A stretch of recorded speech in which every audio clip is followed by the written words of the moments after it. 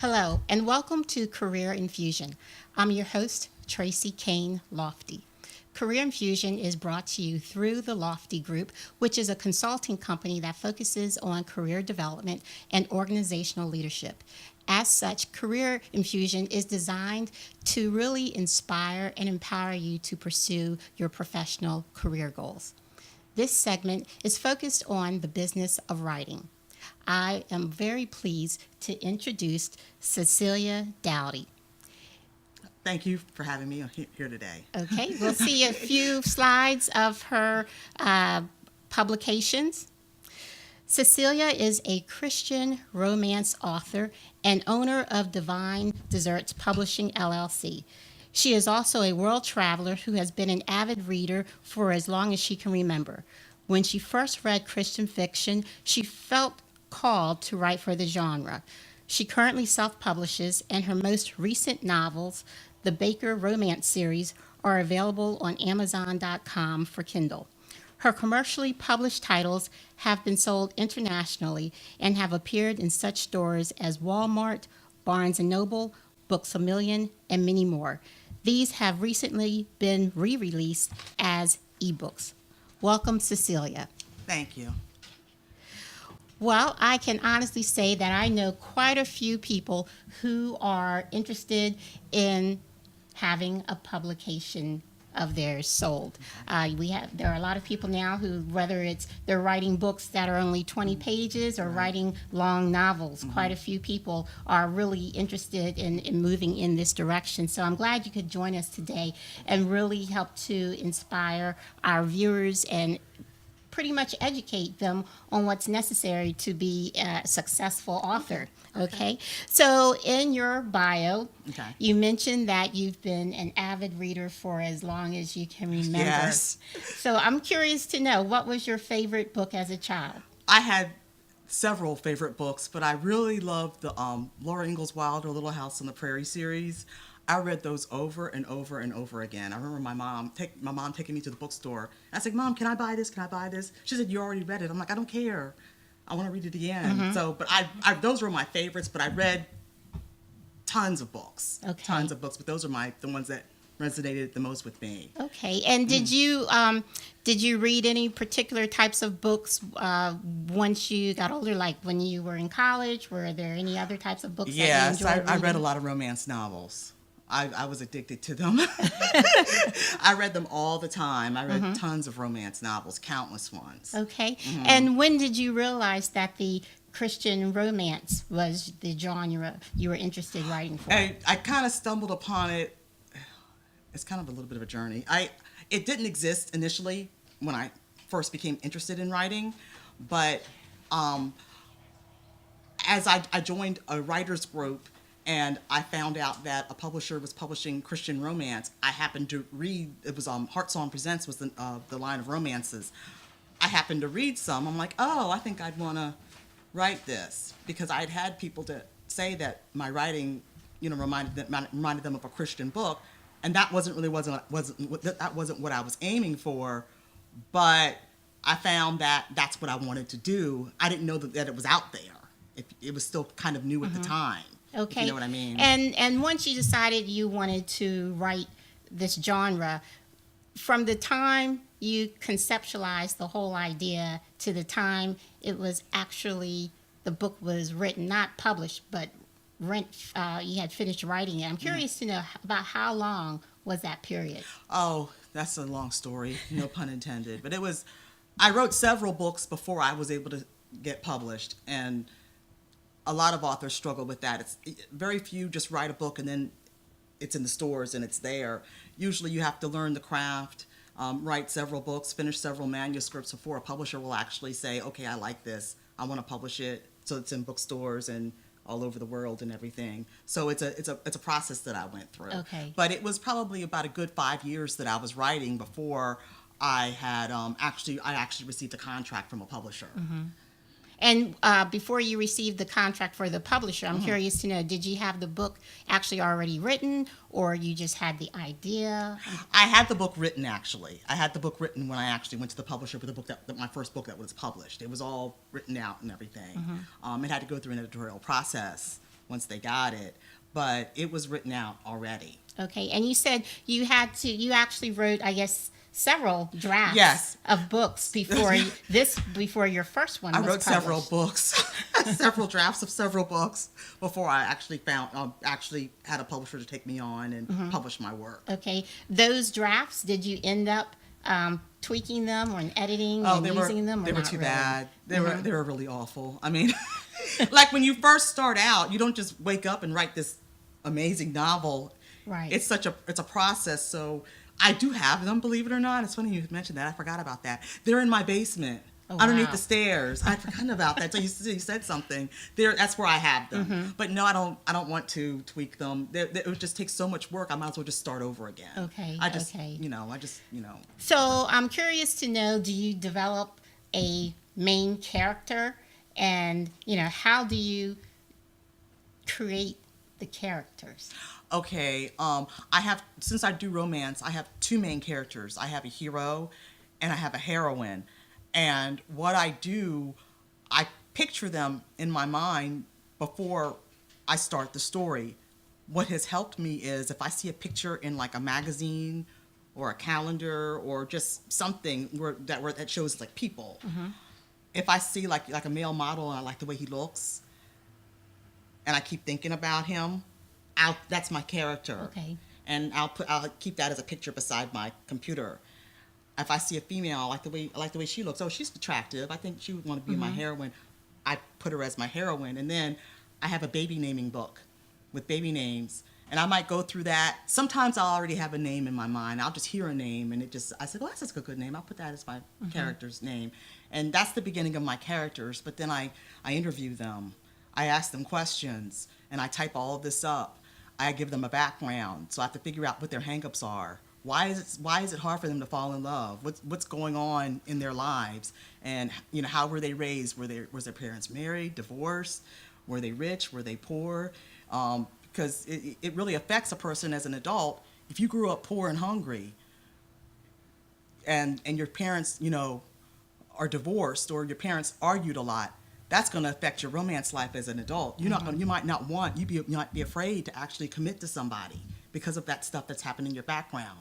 So I do all of that before the story even starts. I have to develop that. I was wondering how you keep track of the many characters. So you said you interview them. So is this kind of like in your mind you interview them and you're writing it, typing it all out as to their whole background? Sort of. I have a list of questions, and I've gotten these from like different writers and books, and just about how to create characters. I have a series of questions that I ask them to find out, about them. I find out about them through the list of questions that I already have listed, and I just ask them those questions about their background. Okay. So you mentioned that you may see someone in a magazine, a model or whatever, and that can help you develop the character. But I'm also wondering, how do you actually determine the premise of the book? Oh, it comes to me. I don't know. I guess, well, what I do is sometimes I can just ideas just come to me when I'm not really thinking about it. Like, for example, for my book, John's Quest, that's one of the books that was commercially published that was in bookstores. I work at a place where a lot of scientists work. I work in the accounting department, but a lot of the people there are scientists. And I was eating lunch one day, and there was a bunch of scientists eating lunch at the table, talking. And I wonder how many of these scientists believe in God, because I know sometimes when you have science-minded people, they don't believe in God. And I thought about that, and it just wouldn't leave me. And so I just kept thinking about it, and it went through my mind for like a year before I started writing John's Quest. He's an agnostic, and he's a science professor. He doesn't know if God exists, and she's a strong Christian. Okay. So that's a big conflict. How are they going to be together? Because you can't be unequally yoked. So things like that, a little premise of something will come to my mind, just being places and meeting people. And it just, maybe watching TV, or just a question will pop into my mind, and that just grows into the book. Okay. Okay. And now you have your own company. Correct. And I'm wondering, when did you launch your company, and do you market the books through your company? Okay. I actually became an LLC recently, but I was doing my own books beforehand. But I actually officially became an LLC. I market my current releases through my own company. The reason why that came to be, the publishing market has changed a lot over the past 5-10 years. Amazon, they basically rule. Yes. And bookstores have been closing down, and my publishing opportunities have kind of drifted away because the line that I wrote for Hearts on Presents doesn't exist anymore. I mean, they have the backlist, but they shut down, and a lot of the Christian lines and Christian fiction in general for the commercial market, it's dwindled. It's still there, but it's dwindled. So I had seen that a lot of authors were publishing their own works, and they were people that were in bookstores, and I knew them. And I said, well, how do you do this? What are you doing? And so I just went to a workshop at a writer's conference, and I figured out, okay, this is what I want to do, and I'll publish my books on Amazon, and so that I can, develop another readership, and then I want to make a living from this one day. That's my goal. That's my goal. But basically, that's what I did. I saw other people doing it, and they helped me. Okay, all right. Because I know a few authors, and they don't have their own company. So I was thinking that probably isn't a benefit. Oh yes, it's a big benefit, because sometimes what you'll even do, I've collaborated with other authors and did like what's called a box set, and you have the books out. It's one book out. It's one book, but it's like 5 little books into one by different authors. That we do that because it's like a marketing tactic. Their readers might read my book and then go back and read the other books that I've published through my company, and vice versa for them. So we help each other out. But when I did this, I didn't know it would take off so well, and I have to pay these people, these other authors. So I'm glad I set up this company. That's why I did this. I mean, it just was necessary. And I went to another author, and they helped me out and told me what to do, which was helpful. Okay. Well, our viewers want to know, of course, tips for launching a writing career. So we are going to switch to the slide. Okay. So, Cecelia, if you want to go ahead and address this. Okay. Number one, you need to identify your target genre. Figure out what exactly you want to write. I've had several people to ask me about writing a book. They say they want to write a book, but they don't know what they want to write about. But you can't write a book unless you know what you want to write about. So I know I've always loved reading romance. So that's what I really know about, and that's my target genre. And you have to know your target genre, meaning that you have to read several books within that genre, become familiar with the authors. And, if you really like an author's book, you should let them know. An author loves hearing that you enjoy their novels. And sometimes if you tell that author, I want to write a book, what should I do? You could just ask them. A lot of times they're more than happy to help you, give you tips and everything. Another thing is to keep a writing schedule. So many people say they want to write a book, but it's not going to get written by itself. Even if after your kids are in bed, stay up an extra hour and just start your draft, or get up an hour earlier in the morning, or spend your lunch break writing your book. Just keep a writing schedule, and don't abandon it, because sometimes people will start this and then like a month later they just kind of abandon it. Don't do that, because I did that initially, and it doesn't get written. Have you ever had to take maybe a week or a couple of weeks off to finish a book? You have a full-time job. Yes, I had to do that recently, because I started my own company, and it's taking off, and I've been taking off a lot at my day job. So hopefully I can quit soon. But I've been taking off a lot at my day job, and that's what I've been doing to get my book out in time. Another thing you might want to do, actually not might want to, what you would want to do is join writers' organizations. That is the key to getting a book published, to launching your writing career. When you join a professional writers' organization, you're actually put in contact with people who are established writers, and some of them do it full time. And they'll give you tips, they do workshops, they'll tell you how to create characters, how to market, all kinds of things. You have people that are in all walks of, all of them are in different roles within the publishing community. You might even have publishers there and editors and agents, and you can like talk to them during the conferences for the writers organizations. I mean, being in a writers organization is highly important if you want to get your career started, and that goes with networking with other writers. When you're in a writers organizations, a lot of times they'll have local chapters, and they meet maybe once a month, and you might need that to just stay grounded. Find out what's going on with them, what they're working on. You can tell them what you're working on. If you're having any problems, and just talking that out with other writers, well, it's helpful. And you can also join a critique group.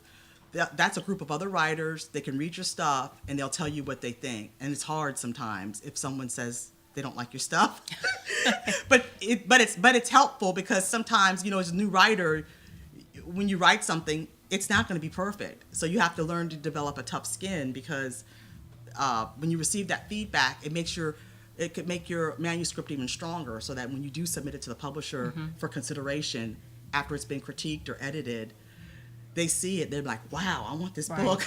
Right. I want to publish it. So it's just helpful. From my experience, it's been very helpful being a part of organizations. Romance Writers of America, that's the biggest one if you're going to write romance fiction. They're a huge group of people, and if it wasn't for Romance Writers of America, I honestly don't know if I'd be published today. They really helped me a lot with the local meetings, and they also have a conference every year that's very helpful.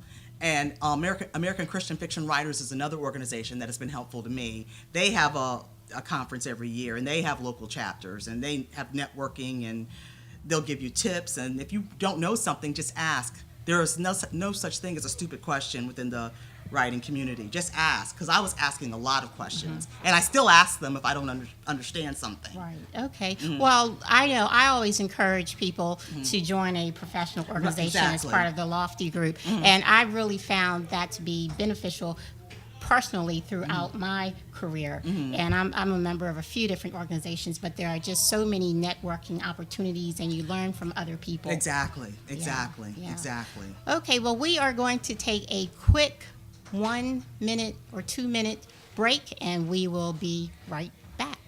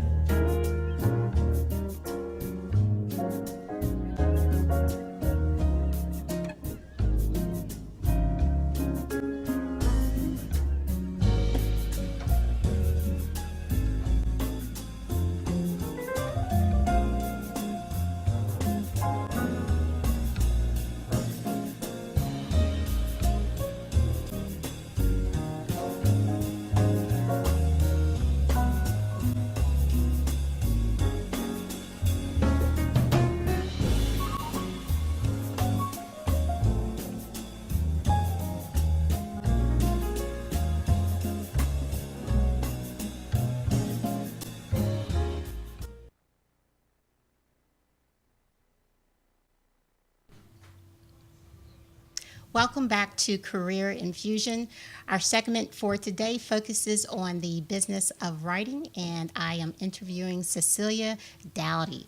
So we are going to move on to the next segment of this, which is going to focus on traditional publishing. If you could please post that slide. So, Cecelia, Okay, you can go ahead and address this. Okay, traditional publishing. Traditional publishing is when a publisher receives your manuscript and they think it's awesome, and they call you on the phone and make you an offer. And basically, a traditional publisher, there's the big six, really big publishers. Most of them are in New York, and when they acquire your book, you agree, that you want to be published, and then you sign a contract with them. You go through an editorial process, and your book is available everywhere. Usually it's in most major bookstores, and in some cases it'll be available in Target, Walmart, various places, grocery stores, everywhere. So that's traditional publishing. And if you want to be published traditionally, it's a lot of work. The first thing you need to do after you've written your book and everything, and you want to pursue a traditional publisher, make a list of the publishers that you want to pursue, because you should know your target genre, know who you're going after, and know which publishers publish the type of book that you are writing. Is it necessary to meet with them face to face? Because you said a lot of Yes, them are in New yes. I'm glad you mentioned that. It's very important to meet with them face to face. That's how I got my contract.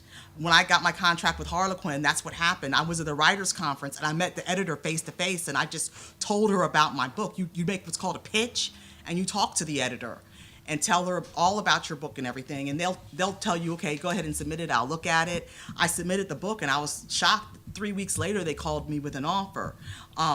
You also want, before you even submit it to them, you have to obtain their submission guidelines.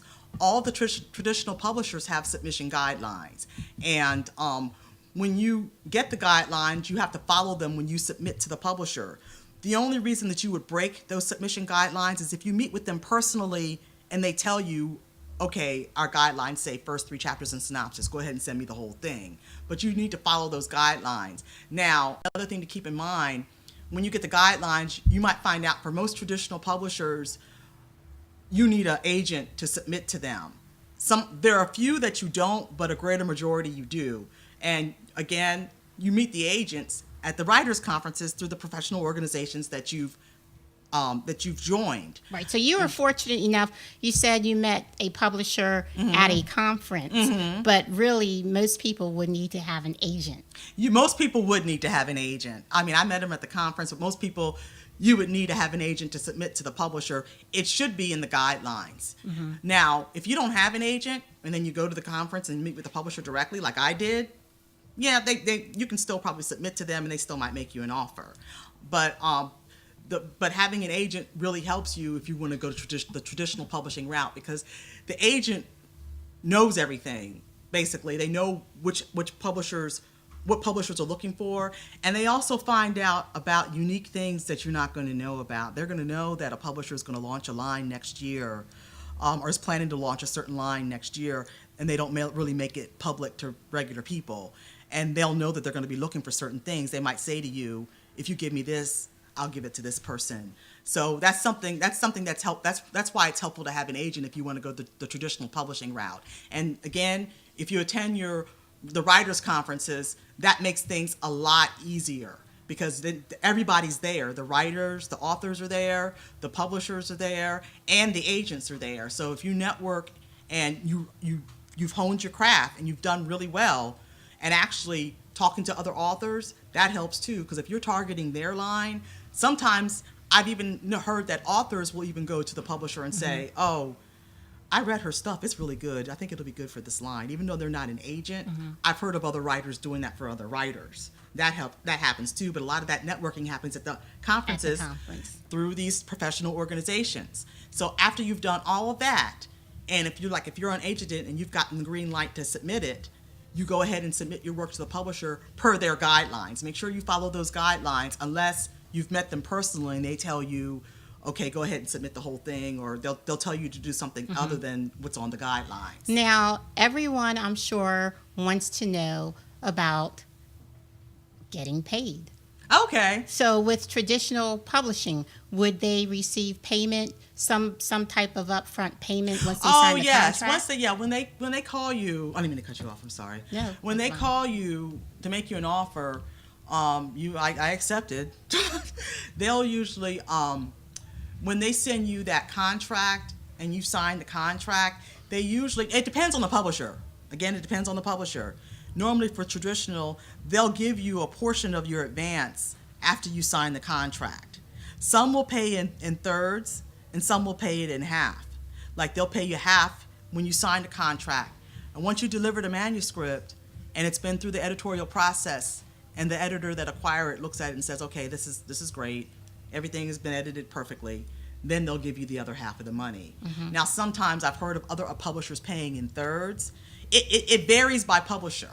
It varies by publisher, but yeah, you do get paid either half up front, or and then half later, or you might get paid in third installments. Now, what about with regards to royalties? Oh, that's right, the royalties. Okay, yeah, you get royalties on every book that's sold.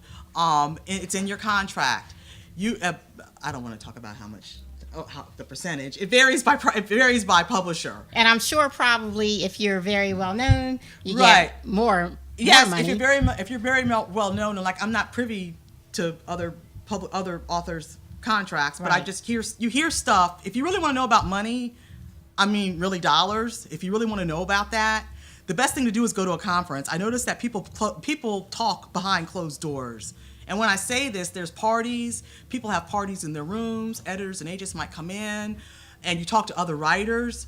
I find out that's when I learn about how much other people get paid for their books. They're not going to usually they don't just post it online, personally. Right. Oh, I do want to mention this about money. There is a website that does post payment amounts. It's like it's like a website that this author does. People submit the information to her, and she makes it into an average and puts it on the website. It's called Show Me the Money. I don't remember the domain name, but if you want to get traditionally published and you just kind of want to know how much these publishers pay, and mostly she focuses on romance publishers though. But she, has people will tell her how much they've gotten paid, because I've done that. And then she'll post it onto this site. She averages it out though, Okay. so it gives you an idea. And I've told this to other authors too. They'll go to the Show Me the Money site. It'll at least give you like a compass, like a gauge as to what publishers are paying for certain books or certain lines of books. Okay, so basically you want to be educated Right. before you sign any type of contract. Exactly, And that exactly. goes for anything. I know, particularly like in the entertainment business with musicians, people have signed, that poorly written contracts. And Exactly. the percentage they receive after sales is minuscule. So. And that happens in the writers community too, but not as bad. It's happened in the writers community because, well, I don't want to talk about this too much, but it's happened in the writers community with some publishers because the e-publishing has really taken off. So some publishers have taken a backlist of books that were out of print and then republishing them as ebooks. But for an ebook, it's different than a print book. It's since it's electronic, you don't have Right. the overhead. So, and the percentage paid shouldn't be as low. Right. For a print book that's everywhere, where you have to all these print, because with print books they can return them because they don't want them, and then the publisher loses money on those. Yeah. But for an ebook, people download it, so the percentage should be different. So things like that have been talked about and talked about in the writers community. I'll just leave it at that. I don't want to talk about it too much. Okay. But it's happened. Okay. That has happened, but mostly because the market has just changed so much, and we didn't know that when we might have signed a contract 10 years Right, ago, right. that ebooks were going to take off like this. Right, because now they've really taken off to where that's where people are just putting their publications online. So let's switch to the slide real quickly on the indie self-publishing. Okay, indie self-publishing, that is when you publish the work yourself. And basically, you're taking your work and you're putting it up online to Amazon and possibly other sales channels so that people can download it and read it. And you're paid a percentage for every copy sold. On Amazon, if you put your book up and you price it at about $2.99 or above, you will get 70%, which is a lot. 70% of the cost of the book. That's what it is right now. It could change, but that's what Amazon has said as of today. So that's basically what indie self-publishing is. A lot of authors are doing this because the publishing market has changed so much, with a lot of publishers, shutting their doors, closing down lines, bookstores are closing. So these authors are left without a home. So they're creating their own home by publishing the works themselves online, and Amazon makes it very easy. So basically that's what indie self-publishing is. You're publishing the works yourself and putting them online. And another question I get about getting paid, like, should you pay a publisher? Like, some publishers have publishing packages where they'll put the book out for you. You might hear conflicting information, but I personally don't recommend it. In this day and age, it is very easy to publish a book yourself. Very easy. Amazon makes it so easy, it doesn't make sense to buy these publishing packages. I've looked at the prices that they're charging. I think they're overpriced, and I don't think they provide the service that you would get if you just simply did it yourself, because they charge these exorbitant prices and you don't have control over it. Because if you publish it yourself, let's say you have a series out and you're trying to garner interest, you might make that first book free for like a week or a month or a year, indefinitely, just to get readers to come and read your stuff. When you get these packages with the publishers, you can't. You're basically, you lose control. They can do what they want, and if you're publishing this yourself, you should have control. So I don't recommend these publishing packages that are offered by these different houses, and I think they're overpriced. And another thing you need to do, attend the indie workshops. Like, when you go to these writers' conferences that are part of professional writers organizations, they usually do have a workshop on how to go indie, and they're telling you a lot of the things that I'm telling you here now. They're going to tell you what to do, how to make your cover professional.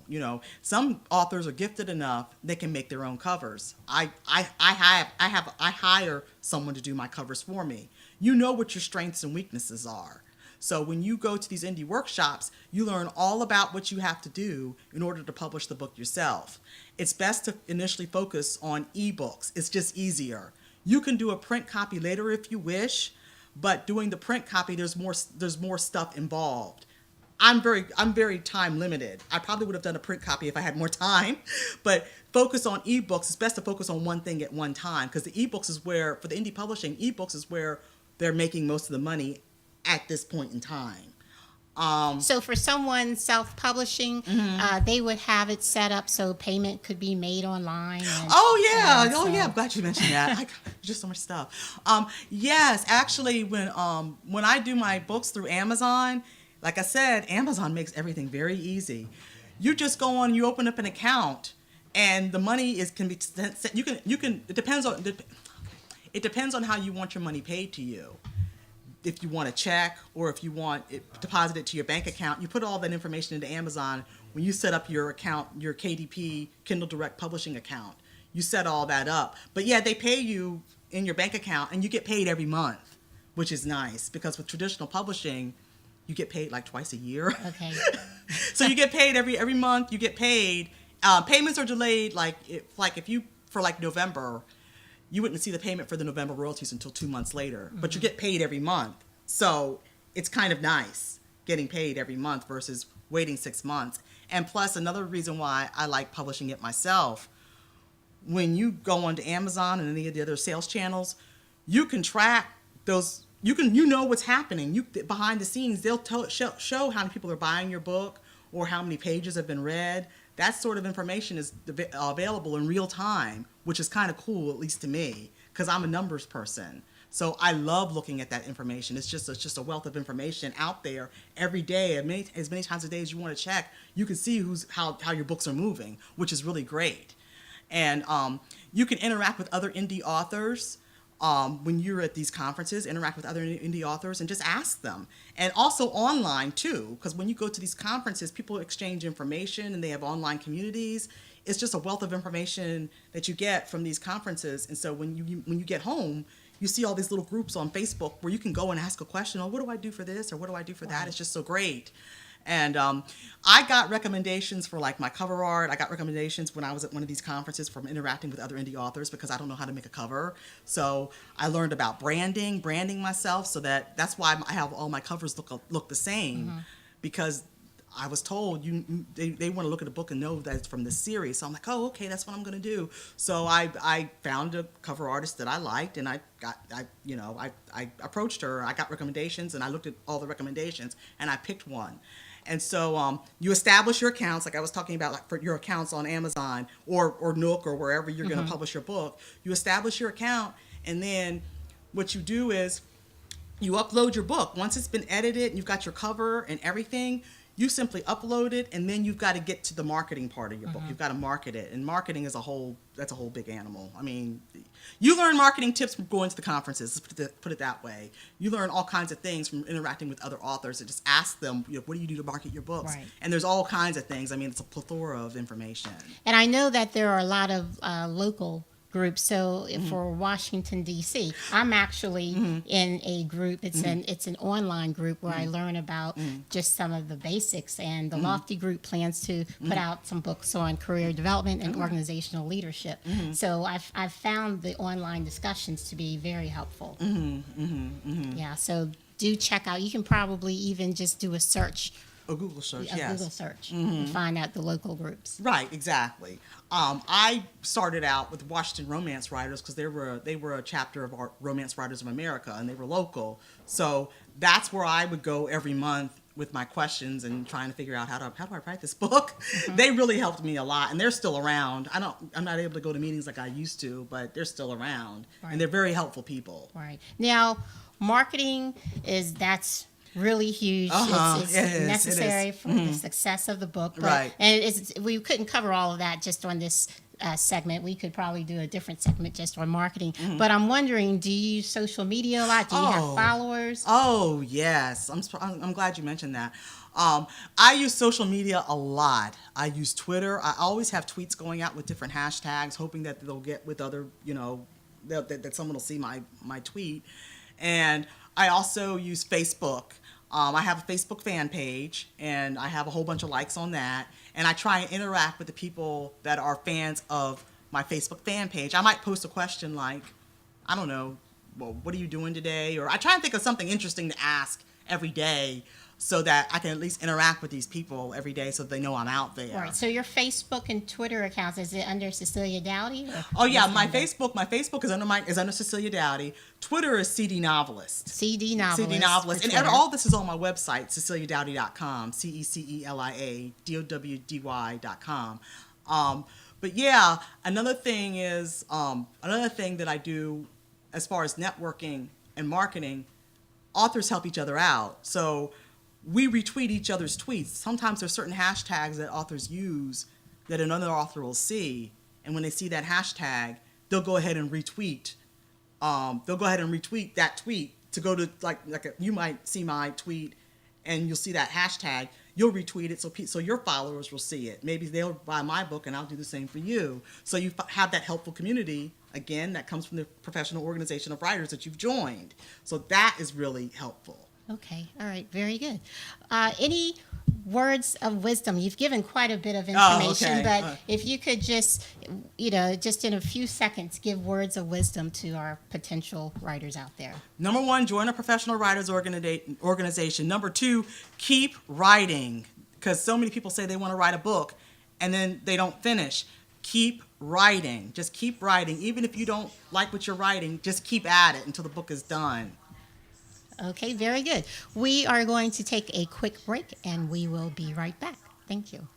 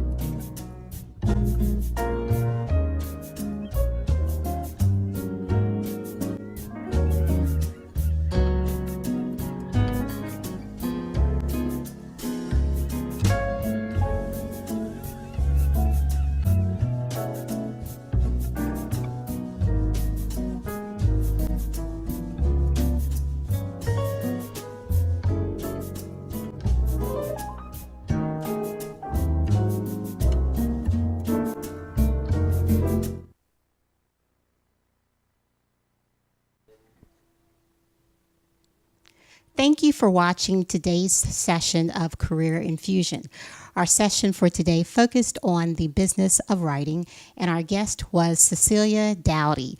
You can learn more about Cecelia and the publications that she offers through her website, ceceliadowdy.com, and that's CeceliaDowdy.com, CeceliaDowdy.com. In today's presentation, you learned that it's really important to know the genre that you plan to write about. And you also need to be as educated as possible. And being educated includes, of course, as I just mentioned, knowing the genre, but also understanding the importance of contracts and also the publishing business. It's also very important for you to join a professional organization because you have an opportunity to network with other authors and pretty much meet those who are in the industry. Cecelia actually pointing out that she met a future publisher right at a conference. So again, to learn more about this, visit her website, ceceliadowdy.com. Now, this presentation and this program is brought to you through the Lofty Group. The Lofty Group is a consulting company that focuses on career development and also organizational leadership strategies. We offer several workshops and publications as well. If you're interested in having a speaker from the Lofty Group, such as myself or another representative, to come to your organization to present, you can contact us through the website, which is theloftygroup.com. This concludes today's presentation. Thank you.